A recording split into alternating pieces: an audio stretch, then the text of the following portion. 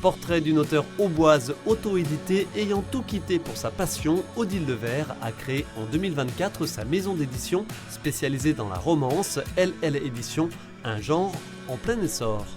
Faut oublier les romans qu'on avait, les romans photos ou les romans harlequins d'il y a 20 ans en fait.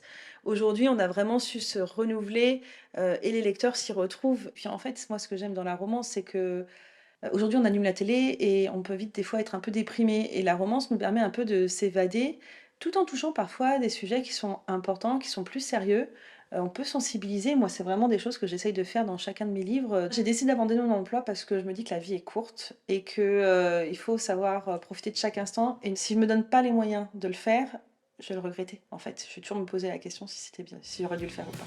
Se servant de son expérience personnelle, elle suit avec bienveillance et ferveur les œuvres d'auteurs qui lui font confiance depuis sa maison à Bouilly dans l'Aube. Ajoutez à cela une rigueur quant à la classification de ses romans avec la création de pictogrammes par des artistes locaux et vous aurez la recette suivie par Odile. Les romans LL Éditions sont dès maintenant disponibles sur son site.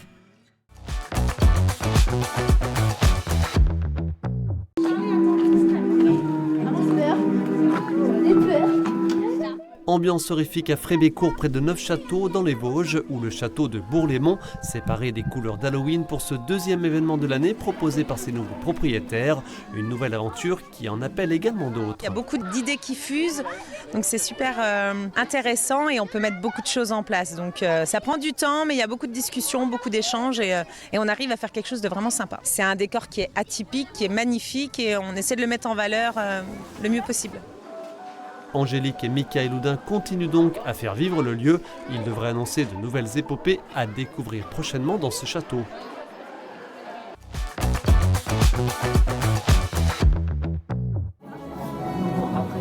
À Metz, focus sur l'Open de danse où deux sexagénaires mosellans, Ingrid et Diego, ont pu se confronter à des couples venus de partout en France. Ils étaient 210 danseurs cette année pour cette pratique aux exigences proches d'un sport intensif. Ça va vite, le cardio il monte très vite dès les premières danses. On finit, on est presque en apnée. Du quick-step, de la valse ou encore du tango, les concours de danse de salon requièrent des techniques très diverses au gré des rythmes proposés. On est loin des stéréotypes des bals viennois ou autres. On passe mal. Donc on est surpris parce que sur des danses qu'on pensait ne pas trop avoir réussi, eh ben, on est marqué par tous les juges.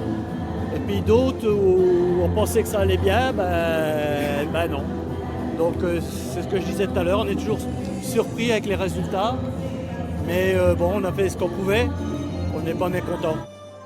Pour Ingrid et Diego, danser à domicile ne leur a toutefois pas porté chance. Ils ont été éliminés au premier tour, mais là n'était pas l'essentiel.